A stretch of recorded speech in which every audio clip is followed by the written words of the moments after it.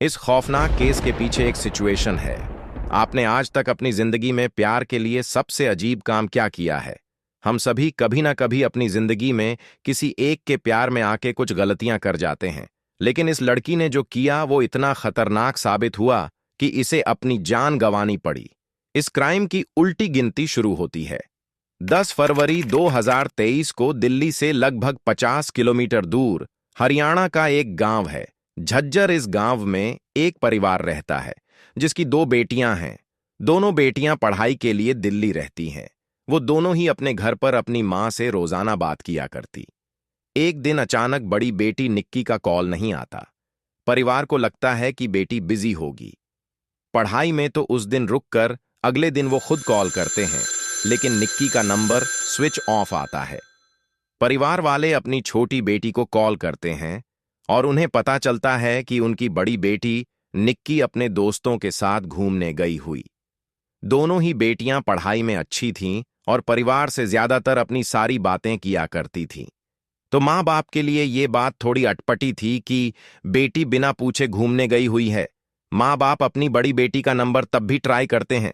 वो अपनी छोटी बेटी से कहते हैं कि बड़ी बेटी का नंबर नहीं लग रहा, उसके दोस्तों का नंबर दो। छोटी बेटी अपनी बहन की दोस्तों को कॉल करती है तो उसे पता चलता है कि वो अपनी फीमेल फ्रेंड्स के साथ नहीं बल्कि एक मेल फ्रेंड के साथ गई है जिसका नाम है साहिल गहलोत। अब छोटी बेटी अपनी बड़ी दीदी से बात करने के लिए साहिल को कॉल करती है। साहिल फोन उठाता है और उसे बताता है कि उसकी शादी है, वो अपने फंक्शंस में बिजी है, इसीलिए निक्की के साथ घूमने नहीं जा पाया और निक्की का घूमने का प्लान कैंसिल करने का मन नहीं था तो वो अकेले ही चली गई। ये सुनने के बाद छोटी बेटी अपने माँ बाप को सारी बात बताती है। निक्की के पिता अपनी छोटी बेटी से साहिल का नंबर मांगते हैं और उससे खुद बात करते हैं।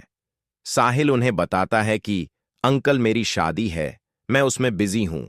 हम लोगों का घूमने का प्लान जरूर था, लेकिन मैं अपने फंक्शंस में बिजी हूं, इसीलिए निक्की अकेले निकल गई और उसका फोन भी मेरे पास रह गया है। पिता को यह कहानी समझ नहीं आती।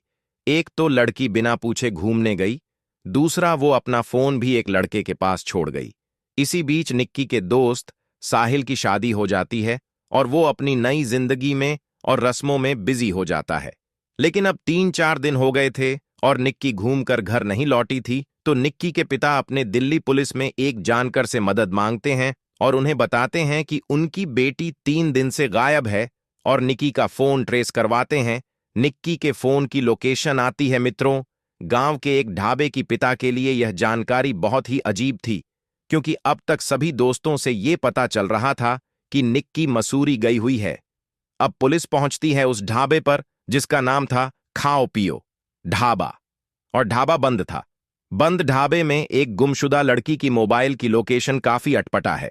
अब जरूरी हो गया था कि ढाबे के अंदर जया जाए। पुलिस ढाबे के अंदर जाती है, चारों तरफ देखती है, लेकिन उन्हें कुछ नहीं मिलता। पुलिस वाले ढाबे से बाहर निकल ही रहे होते हैं कि एक पुलिस वाले की नजर पड़ती है फ्रिज पे। फ्रिज दीवार की तरफ उल्टा रखा हुआ था, फ्रिज को चारों तरफ से रस्सियों से कसा गया था और सबसे इंपॉर्टेंट बात, बंद ढाबे में फ्रिज चालू था। पुलिस वाले फ्रिज को खोलते हैं और खोलते ही उन्हें मिलती है निक्की की लाश। अब पुलिस ढाबे से तुरंत साहिल के घर जाती है, क्योंकि उस बंद ढाबे का मालिक साहिल था।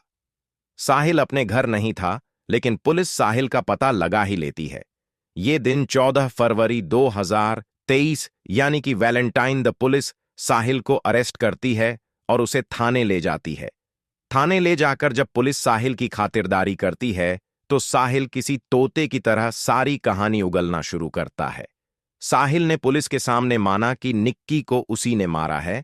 जब पुलिस ने खून करने की वजह पूछी तो साहिल ने बताया कि निक्की और साहिल दोनों 2.5 साल पहले शादी कर चुके थे, लेकिन ये शादी चुपचाप से हुई थी। साहिल निक्की को जान से मरने की बात मानता है और फिर खुलती है पास्ट के कुछ सीक्रेट्स।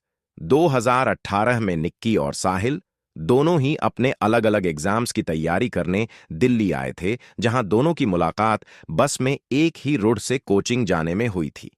बार बार मिलने से दोनों में जान पहचान हुई। उसके बाद दोस्ती हुई और फिर बात प्यार में बदल गई। यहां तक कि स्टोरी तो आज के जमाने में समझ में आती है, लेकिन इसके बाद दोनों ने कुछ ऐसा किया जो शायद नहीं करना चाहिए था। 1 अक्टूबर 2020 में दोनों ने शादी कर ली, बिना अपने घर वालों को बताएं, और ये शादी निक्की के कत्ल तक निक्की के घर में किसी को नहीं पता थी।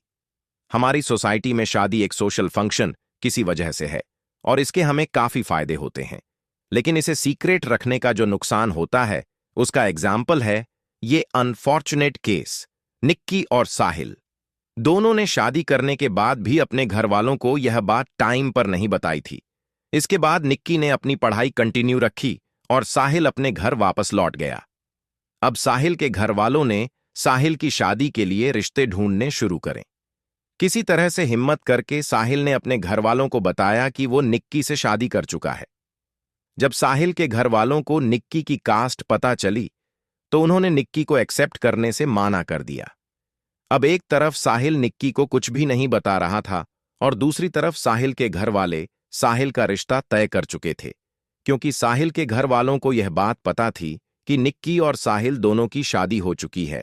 अब दूसरी शादी जो भी होगी वो हिंदू मैरिज एक्ट 1954 के तहत इल्लीगल होगी, तो साहिल के घर वाले जानबूझ के रिश्ता एक ऐसी जगह फिक्स करते हैं जहां खानदान लंबा चौड़ा नहीं होता। उनके घर में सगे संबंधियों के नाम पे सिर्फ एक मां और बेटी थी। साहिल किसी स्पाइलेस इंसान की तरह शादी के लिए मान जाता है। 9 फरवरी का दिन आता है और साहिल उस दिन सगाई कर लेता है। इधर निक्की को कुछ भी नहीं पता था। अचानक सगाई वाले दिन ही साहिल की एक कजन व्हाट्सएप पर स्टेटस डालती है।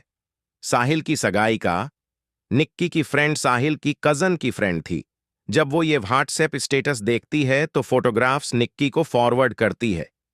निक्की फोटोग्राफ्स देखते ही आग बबूला हो जाती है। उसको साथ में ये भी पता चलता है आज तो सगाई थी लेकिन शादी कल ही है। निक्की देखते ही साहिल को कॉल पर कॉल करना शुरू कर देती है। सगाई का दिन घर में भीड़।